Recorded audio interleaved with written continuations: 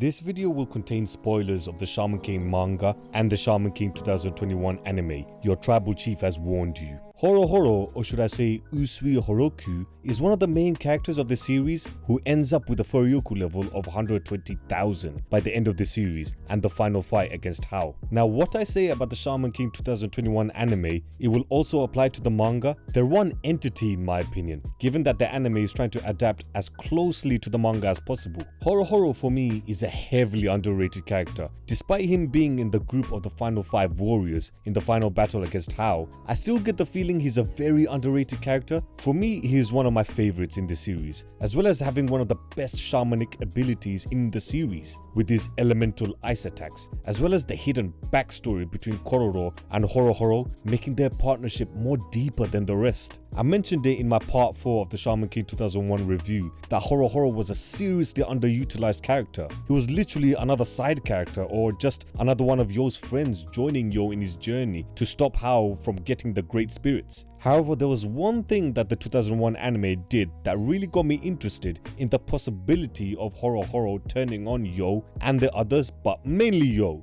Episode 50 of the 2001 anime gave us the revelation that Horohoro is still disgusted with himself with that loss to Yo in their first round fight of the Shaman tournament. We showed us a darker side to Horohoro because he is the Joker of the series, and I know it's meant to be Chocolov, but come on, it's always Horohoro being the main punchline of the jokes whenever the gang takes the piss out of someone. So seeing a character like Horohoro, who you would think is the most laid back, carefree, happy-go-lucky character, have this deeper sadness because of his defeat to Yo really was a shocking sight to see. I know there are moments where he does lose it against Ryu or Ren or even Chocolov, but let's be honest, a good 95% of the time it is mainly done for comedic relief. But watching this, it got me thinking that there's real darkness inside of Horohoro, despite him being such a goofy character. In chapter 228, Ren even says that the one who is putting on an act is Horohoro. So even despite both the manga and the 2001 anime going in different directions regarding the story and the plot, the same inner darkness within Horohoro is there in both incarnations. But the only difference is the 2001 anime just mentioned it and it never really went anywhere, whereas the manga and the 2021 anime, it does. Like I said in my Shaman King 2001 review, that maybe instead of Hao going after Ren and trying to recruit Ren, he probably should have gone after Horohoro instead. We could have seen a darker side to Horohoro, and if anything, Horohoro has the same motivation on wanting to beat Yo just like Ren, as shown in episode 50 of the anime. And he also has a similar interest on saving and preserving the Earth's natural resources, wildlife and nature, just like Hao. So if anything, it would have been easier to persuade Horohoro than Ren in reality. But because the way the 2001 anime treats Horohoro like an afterthought, it never really got a chance to come into fruition. And Ren was also looked as the number 2 in strength, with Yo being number 1 amongst Yo and his friends. So I guess in a way, Hao was trying to recruit the strongest out of Yo's group of friends. The manga and the 2021 anime, we see that inner darkness within Horohoro. We see his frustration with Yo when he sees Yo one-shot all of Hao's minions when Peyote ended up killing Ren. We see his inner anger just unleashed and unfiltered in chapter 156 and episode 28 of the Shaman King 2021 anime, where he says, how could he lose to a wimp that would throw away everything to save a friend? He also says that if Ren dies, he will come after Yo. This is the most serious we have seen of Horohoro, and it's linked to Yo. From episode 50 of the Shaman King 2001 anime, as well as chapter 156 and episode 28 of the Shaman King 2021 anime, there is one common ground that all versions give us, and that is Horohoro in actuality is also a rival to Yo. Yo doesn't have one rival, he has 2,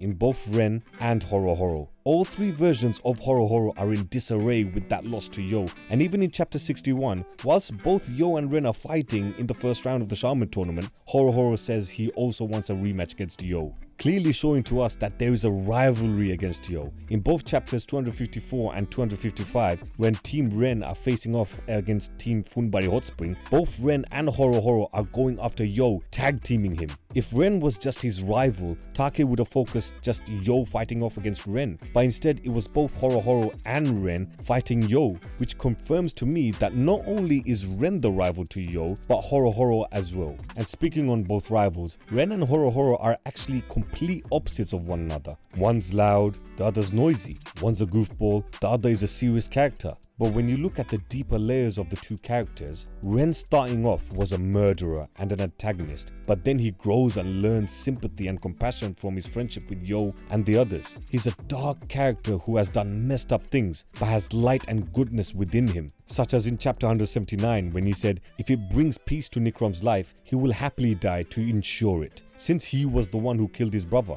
Even in episode 46 of the original anime, Ren was taking the hits from his cousins to show how sorry he is on how his family treated them. Ren changed. He's a dark character on the outside, but inside he's a soft, kind-hearted character. However, with Horohoro, it's the opposite. On the surface, he's a funny goofball of a character, but that's only on the outside and what he shows to people. But really, inside, he's a darker character with inner turmoil within himself. An example I can use straight away is the fact that he hasn't even told Yo and his friends what his real name is. Hell, it wasn't even him who revealed his real name. It was Callum in chapter 287 when they were both fighting in the farm plant. Adding to what I mentioned before in chapter 228 when Ren said that Horohoro is the one putting on an act, it's clear to see that Horohoro is the one who is hiding his past and doesn't want to reveal anything to his friends, despite him having a very good group of friends who will definitely help him any way they can. The touching story behind Horohoro and Tamiko, who turns out to be his spirit ally Kororo, Horohoro feels responsible for her death, which can be the reason why he doesn't want to share anything or get close to anyone, as well as not showing his true self, which was the main theme behind the fight between Callum and Horohoro, with Callum constantly saying to him to show his true self in chapter 287. Him and Tamiko were really close, but because of the way she died, Horohoro feels it's his fault.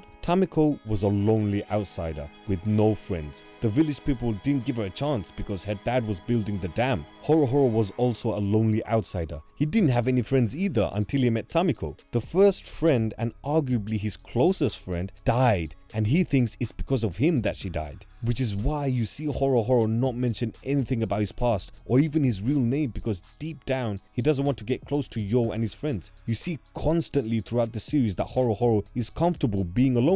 For the first round of the Shaman tournament, he came to Tokyo by himself. It was later on his sister managed to catch and meet up with him. During the Journey Through America arc, chapter 91 of the manga, episode 32 of the 2001 anime, as well as episode 15 of the 2021 anime, you see Horohoro comfortably leaving Yo and his friends to go off on his own. Granted, there was a purpose behind that move, but you think that since Ren is seen more of the silent lone wolf type, he would be the one to go off on his own, but no, it's Horohoro. Even after the fight when Ren got killed and was taken away by Yo to meet up with the Iron Maiden, Horohoro took off on his own, where he fought Blocken and Big Guy Bill by himself. So there's been instances in the story where Horohoro would just go by himself, and if anything, he looks at home when he is by himself, because that's where he feels he's at his most comfortable. He doesn't need to get close to anyone, just like how he did with Tamiko, just to save himself the pain if he gets close to anyone, and if something happens to them, he will blame himself because he couldn't protect them. What Take has done is taken the silent lone wolf trope and flipped it on his head with Horohoro. Opacho, whilst reading Horohoro's mind, called him a wolf.